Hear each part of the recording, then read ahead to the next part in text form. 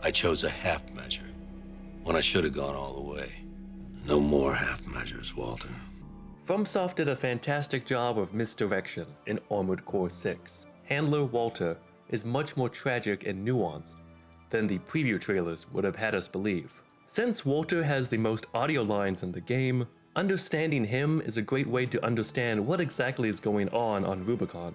The game heavily implies that Walter's own father created the Cole augmentation technology. This is first hinted at by Waltuh himself. His work yielded a carnival of horrors, augmentation surgery included. This could also be backed up by the data logs from Professor Nanai, who was the director of the Rubicon Research Institute. I have decided that Assistant Number 1's son is to remain at the lab. Our research has robbed him of his mother and driven his father mad. Assistant Number 1 has lost his mind. His research has utterly consumed him. Granted, there may be some logic to see Paul's sensory augmentation of human subjects, but no ethical scholar would ever dare cross that point of no return. But Assistant Number 1 couldn't resist crossing that Rubicon on Rubicon, and his research, while revolutionary, came with an extraordinary human cost. As we learn from the arena bio for Sula, the very first generation of Cole augmentations had a success rate of less than 10%, and even later generations still inflicted a loss of humanity. Now, this is speculation, but I wonder if Walter's father experimented on his own wife, but lost her to the Cole. We do know that Cole is a swarm intelligence, and when we first meet Air, the second best waifu in the game, she tells us, "You must wake up before your consciousness is forever scattered in the coral flow." In other words, thanks to those experimentations with Cole, Walter's mom would have been the first human to have their mind drift into the Cole, which in turn would have allowed the Cole to replicate it. This could also explain why the voices of the Cole only seem to be female, Air for 621 and Seria for Father Dormayan. But again, that is speculation. In any case, with Walter's dad on that Gendo grind set, the professor turned to Assistant Number 2 for help. As his log states, she does seem to have a knack for assembling toys. I hope that at least she will give him something to smile about. In other words, it sounds like this assistant acted as a sort of maternal figure for the young Waltuh. As for who Assistant Number 2 might be, I think it's most likely Cinder Cola. She knows a lot about the Institute and its sea weapons, and has quite the sense of humor. She does call her mechs toys on multiple occasions, and the OAD weapons and components have some pretty wacky names. I'm personally very fond of the Therapist stun gun.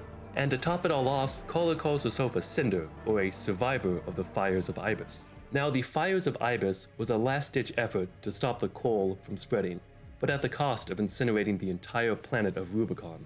We even see what the fires of Ibis look like from the opening of the game's very first reveal trailer.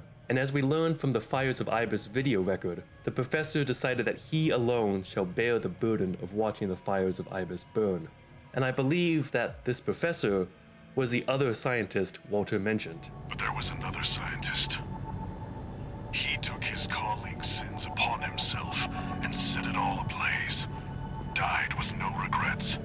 What's more, we find the Fires of Ibis video record, along with a sketch of the professor, his two assistants, and Assistant Number 1's son in the Cole Convergence mission, right outside the vascular plant. If Walter was Assistant Number 1's son, that could explain how he knew where to find the Cole Convergence so easily. Of course, Walter was able to escape the fires of Ibis. It sounds like the professor sent Walter to his friends in the Jupiter colonies. Surely they will look after him. As for who these friends might be, the answer I like the most would be none other than Michigan. He was the hero of Jupiter, while Michigan and Walter do seem to have a cordial relationship. And being raised by such a Chad could also explain how Walter became so infamous in the mercenary space. But that is speculation, so do take that with a pinch of salt, which you can get from the game's Steam page. Now, we don't really have much information on what happened in the half-century between the fires of Ibis and when we play as 621. But at some point, we know that the actual Raven leaked intel that there was still coal on Rubicon. So while the corporations battled for control, that gave Walter the perfect cover to recruit mercenaries like 621 and try to undo the sins of his father. Even if that means reigniting the fire that scorched the stars. This isn't an order. It's a legacy. My fallen friends entrusted this duty to me, and now it's my turn to hand it on. 621. Feed the fire. Let the last cinders burn. And since this is a FromSoft game, it seems that Waltuh's fate ends in tragedy, no matter which ending you choose. In the Liberator of Rubicon ending, the final boss is Waltuh, who now pilots an Ibis Series AC, the last measure against a coal collapse. I also think Waltuh was forced to undergo coal augmentation surgery since he can now see the voices within the coal. I see it next to you. Yes. Kindling for the fire. At this point, it's heavily implied that Waltuh has been captured and was subjected to re-education by Ibis. But it seems like he was able to fight back against his corporate brainwashing. Corporations. Orders. No. My friend's mission. Eliminate all obstacles.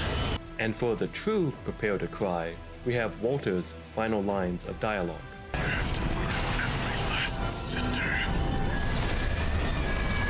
Burn the coral, and our job will be over. You earned all the credits. Undo the surgery. Be normal again. Look at you, 621. You found a friend. And in the Alia Iacta Est ending, Waltuh laments that he's fighting his most loyal hound before he gets unceremoniously killed off-screen by Allmind. But there is at least one ending that could be considered a good ending for Waltuh. In the Fires of Raven ending, where you follow Waltuh's wishes, his fate is left ambiguous. After the ending cutscene, you do receive an audio log from him, though it sounds like it was recorded before his death. 621. There's nothing left to bind you. Whatever choices you make now, I just hope you find your true potential. As for what this true potential could look like, that relies heavily on the New Game Plus ending, though that's a topic for another time.